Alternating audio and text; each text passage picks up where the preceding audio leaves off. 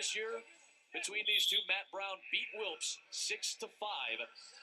Another class where we'll be guaranteed a first-time national champion.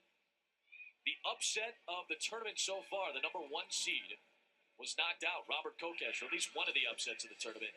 Robert Kokesh was unbeaten as the number 1 seed before he took on Tyler Wilps in the quarterfinals, and then Wilps beat Kyle Crutchmer of Oklahoma State to make it to the national championship match as the 8 seed.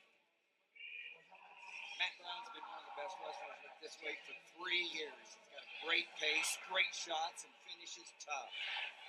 One of the things that really has impressed me with Wilps in this tournament is his ability to hand fight and just control those tie-up positions. You see right there, he's just working really hard, moving around, trying to control those hands of Brown, not allowing Brown to get those collar type positions and really sag on his head.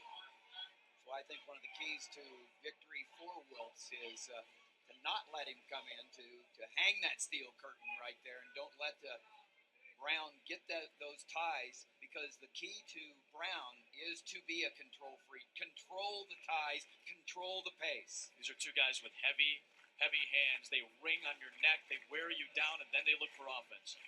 Yeah, both these guys are definitely grinders. You see right there, second one of them gets that advantage, gets those double collar ties, they're moving right out. The other one's bailing, trying to reset. They both want to get control, both want to start wearing out their opponent. I think the difference, another key here, is Wilps needs to take Brown down to win, because Brown can ride tougher than most wrestlers in this tournament, and you don't want to leave it to having to get out from underneath Brown without scoring a takedown. So it's really key for Wilps, if he's going to be successful and win, to take Brown down. We saw how tough Wilps was and how flexible he was against Kokesh. Right. I mean, Kokesh was in, he was in. It was like Gumby out there. Wilps is so flexible and was just right there. Nice job warding after the attack. Well, Brown nearly got caught right at the edge of the mat. So Wilps trying to keep that left foot in bounds and try to get a turn here. And now Brown has a chance to get 2 points right at the edge, trying to stay in bounds. Now called out. Wow. Called out because Matt Wilps knew enough to get his hand off the mat completely, and that's automatically called out of bounds. It wasn't because Brown was out of bounds. Boy, that could have went either way right there. Both wrestlers had a chance for the first 2 of this match. One thing about Brown, he can shoot to both sides. So a shot to his left just sets an opportunity to go to the right the next time. And that's when you can shoot to both sides. You can have a couple of shots that really aren't the shots that you mean to finish, but set up your reshots. Speaking of the reshots, I know we were just talking about the Kokesh-Wilps match. That's another thing that really stuck out to me in that match was Wilps' ability to reshot. Maybe he got 2 of them in there. I'm wondering right now if he's working on Brown, just waiting for Brown to shoot so he can re-attack. Guess we'll see what happens here. Matt Brown is 25 years old, a redshirt senior. His wife Lauren is in the crowd tonight. Matt, a near 4.0 student, excelling in ROTC, but before Penn State, he took a 2-year missionary trip to Mozambique. He dug ditches, raised chickens, he planted trees, and he couldn't train like most wrestlers normally can. He didn't have weights, he didn't have a treadmill, he didn't have any of those things, so went back to the basics, push-ups, sit-ups. Got right back to it. He's in the finals for the second time. 117 career victories, 28-3 on the season out of West Valley City, Utah. Matt Brown, when he rides on top, he commits. He commits in a big, big way. And you can see when he goes from the spiral ride back to the top, putting pressure on the front. Totally committed on top. This match may come down to who's going to be a better rider. Was able to base up. Can't get away from those strong hands of Brown. Now trying to twist away, and he does. He's on the board first. Keeping his feet moving. Talking about Wilps there. Kept coming up, kept his feet moving, and then kicked out for the escape. And great opportunity by Brown, but again, the flexibility of Wilps keeps him from being taken down. Nice job here by Wilps, just fighting those hands, circling back in, staying in balance just long enough to get his escape point there. Great job of being stubborn in that position. Great job of keeping the feet moving there. Feet moving, momentum. You need some momentum against the strength of a guy like Matt Brown if you're going to try to escape, and we saw it. However, Wilps just got tagged with a stall warning. Wilps comes in with the shot. Right here, Wilps needs to finish faster. He's got the elbow deep, which is a good place to be with the leg. He's kind of shelving it there, but hanging around here, giving Brown an opportunity to ward off the finish here. And to be as savvy as he is to show his own flexibility and get out of bounds.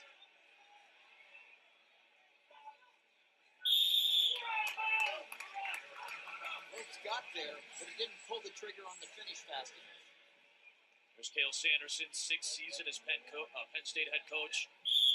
They had won 1 national title in 1965 before Cale Sanderson arrived at Penn State from Iowa State. They won the last 4 national championships until this year when Ohio State won it. Of course, the big storyline coming in was Penn State redshirting Nico Megaludis and Zane Rutherford, 2 of their key cogs in their lineup this year.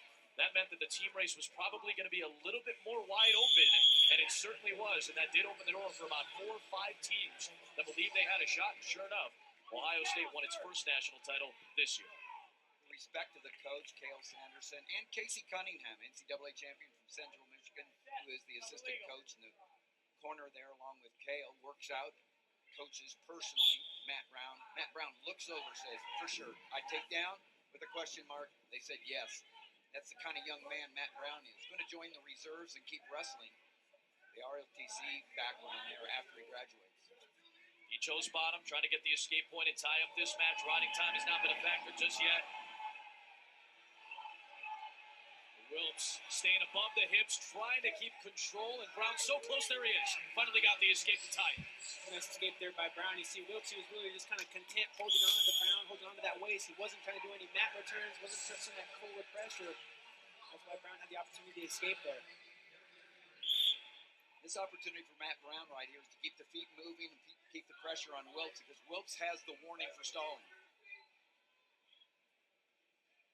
If Wilps keeps going out of bounds, the official may, hit him for that second stalling. And right now, Brown is controlling the center of the mat, and Wilps keeps kind of backpedaling right now. Brown staying forward, staying in on the offense, right at the edge, and he got him to his backside for 2 in the lead. The mat savvy by Brown. You see how he kept that foot in bounds. Wow, both guys have shown off some flexibility here in this match so far. Now the pit corner is going to come over for a challenge. The red challenge flag has been lifted here. Here's what I think they're challenging, that they both went out of bounds voluntarily. I don't think it was. That's just up with you. Yes, the 2 points. But it catches up with you if you keep playing defense. Matt Brown's got a tank on him. You kept the pressure on him, and it worked for him. And now he's in a position that he likes. Ahead, on top, a minute left in the match. It feels like an impossible spot right now for Wilps based on how good of a rider Matt Brown has been this year, this tournament, and in his career.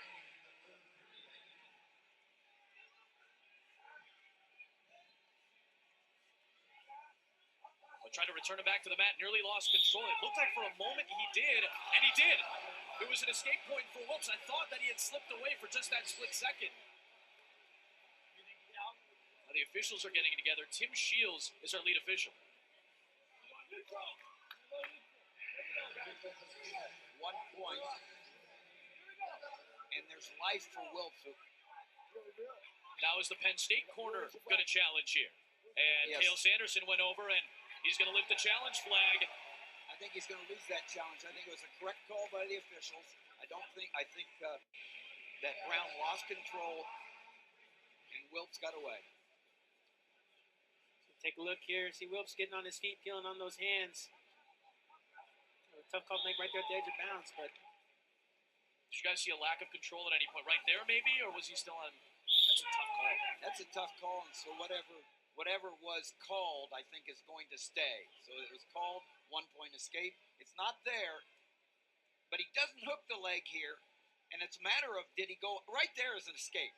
You think that's an escape right there at the edge of the mat, right? But was he out of bounds? And is there enough? Was he out? And the old indisputable video evidence line. Is there enough video evidence to overturn the ruling on the mat, which was no escape? This is the challenge rules based on how many wrestlers you have in the tournament field when it begins. That's how many challenges you get. Penn State had 2 challenges remaining here. Well, watch the toes. Brown still in. And he's out. He's out there? Yeah, and so I'm saying he's still in, and I think the escape was won. After video review, the call is overturned. Red. It's overturned. Good challenge by Cale Sanderson. So they don't lose that challenge. They still have 2 more if need be in this match. And now the scores table wanted to make sure they didn't get going too early. So in other words, they're saying that he still had control and he was out of bounds. Good. You good?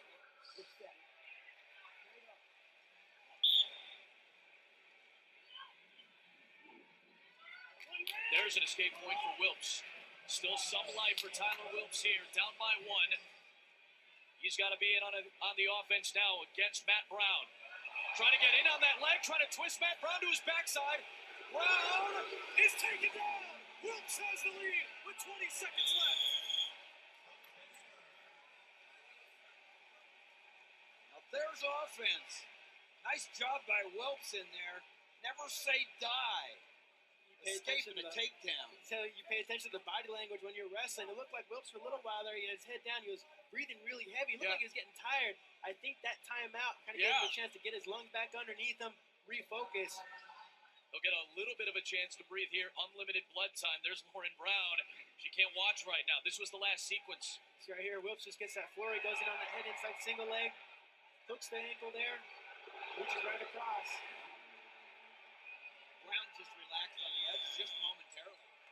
That's all it took. Yep, and Wilps took advantage of it now. Brown needs to get out.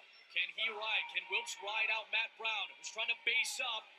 Brown They should be counting. They were late on the count. Yep, trying to mule kick his way out and out of bounds. Again, they started that count late. If you're on the lower leg, you have to work yourself up above the hips. And remember, Otherwise, it's called a stall. Wilps has a stall warning against him, and he would have given up a penalty point. That's a break for Tyler Wilps. 10 seconds left. Can Brown get away? Can Wilps ride it out?